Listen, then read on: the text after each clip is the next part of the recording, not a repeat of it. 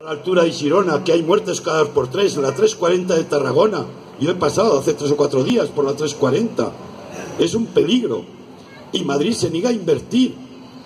Pero es que el puerto de Barcelona, que es muy rentable, Madrid se lleva el dinero para abastecer los puertos que pierden dinero.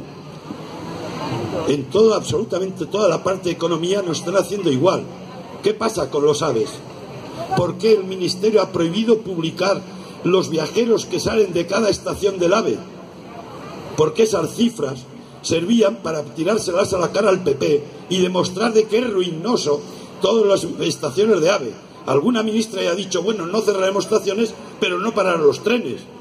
Entonces vamos a tener estación abierta en un sitio donde no para el tren. Llegan a estos niveles. El PP está escondiendo información.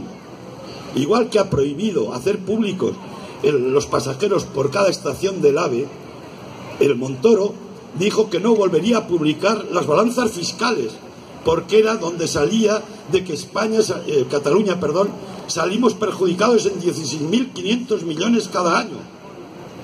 Y como eso lo tenía en la página web, ha prohibido que se vuelva a publicar.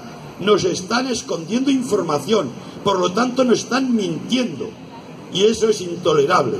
Yo tampoco me quiero alargar, no quiero hacerme pesado. Yo lo que sí que os pediría, que si tenéis alguna pregunta, yo me tengo que ir dentro de un rato, ¿vale? Yo no podré estar hasta el final del acto, lo siento, os pido disculpas, pero si tenéis alguna pregunta antes que a mis compañeros, yo os lo agradeceré y hablaremos de pensiones, todo lo que queráis, porque más interesante que lo que yo pueda contar, seguro que es lo que vosotros queráis preguntar. Gracias.